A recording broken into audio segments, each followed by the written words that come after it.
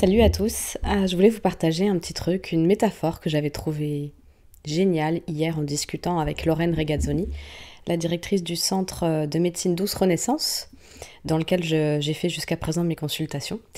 J'ai adoré cette métaphore, c'est pour ça que je voulais vous la partager, et puis après on oublie vite, alors je me suis dit, vas-y, fais la courte vidéo. Alors, la métaphore, c'est notamment par rapport à toute l'énergie qu'on peut dépenser, pas dans les bonnes directions, donc ce qui nous empêche de conserver notre énergie, et donc de pouvoir la mettre à disponibilité des choses vraiment importantes, et sur lesquelles on pourra vraiment agir, pour nous ou pour les autres, ça c'est au choix. Et bien sûr éviter la déperdition d'énergie par la même occasion.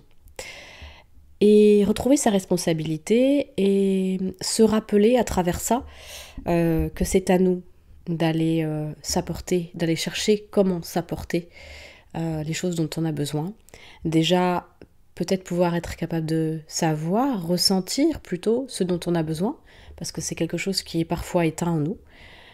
Pourquoi c'est éteint? Soit parce que ça ne se faisait pas dans la conception de notre famille ou notre culture, où il y avait peut-être des gens qui souffraient trop autour de nous et on a bien compris qu'il fallait qu'on se fasse petit parce que c'était pas nous, nos besoins et notre souffrance la priorité.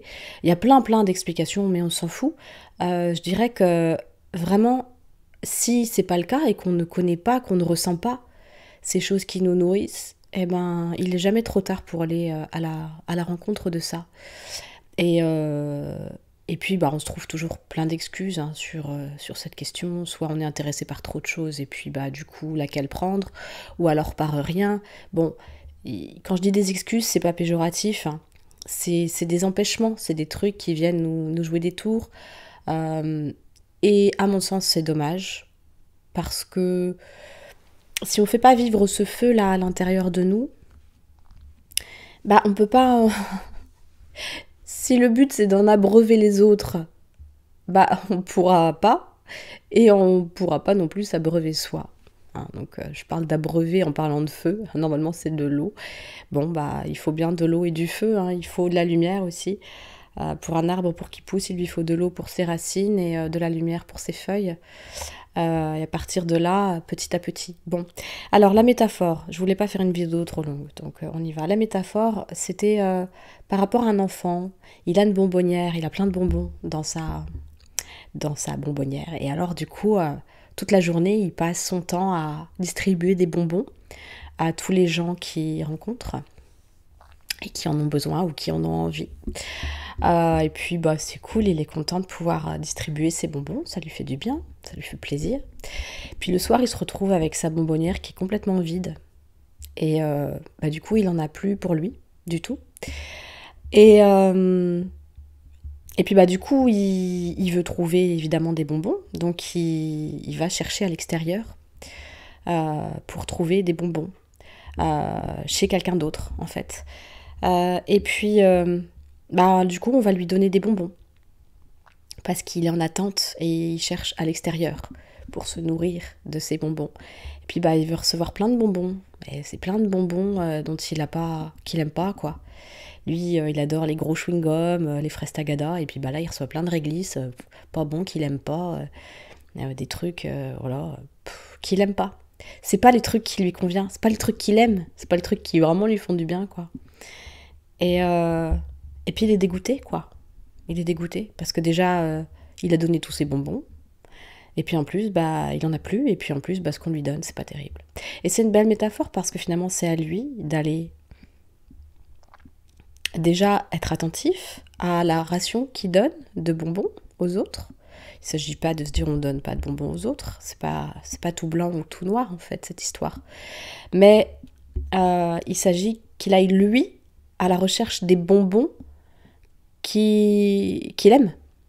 Et donc s'il attend de l'extérieur qu'on lui donne des bonbons, sous prétexte que lui il en a donné, ou même sans avoir conscience que lui il en a plus parce qu'il en a trop donné, qu'il a tout donné, c'est à lui d'aller chercher les bonbons qu'il aime et dont il a envie.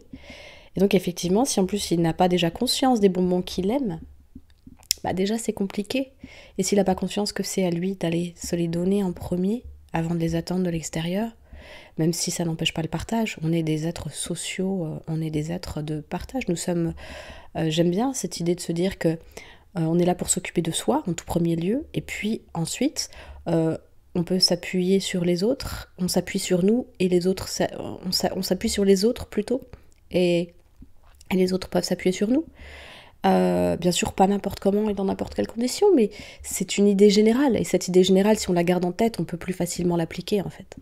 Voilà, donc j'aimais beaucoup cette expression.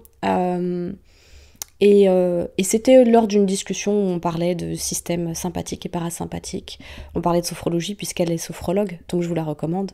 Lorraine Regazzoni. Et on parlait de sophrologie et de finalement cet état dans lequel on peut apprendre à se mettre de base pour pouvoir vivre cette vie en étant dans un bon équilibre. Et cette responsabilité-là, personne ne peut la prendre à notre place.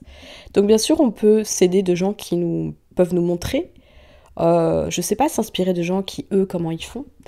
Ou nous montrer des fonctionnements humains qu'on ne connaît pas, des techniques, on peut se renseigner, et puis surtout expérimenter pour voir si réellement ça fonctionne chez nous. Et puis pas expérimenter que comme ça à l'arrache pour se prouver que l'autre a tort, ou qu'on a raison de croire que c'est pas vrai. Bon, c'est toujours pareil, ça c'est à chacun d'expérimenter tranquillement. Mais réellement,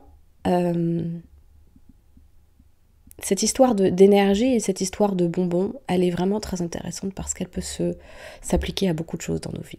Que ce soit sur le physique, que ce soit sur l'émotionnel, que ce soit sur le mental, que ce soit sur le relationnel, notre relation à nous, notre relation aux autres, le temps qu'on prend.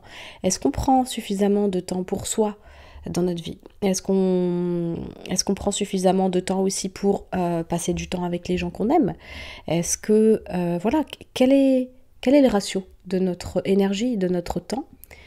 Et peut-on simplement changer des petites choses sur un certain temps et voir ce que ça fait changer? Voilà, c'était le but de la vidéo. Ouvrir au fait que, voilà, la métaphore de la bonbonnière, peut-être qu'elle peut vous aider. Je vous souhaite en tout cas.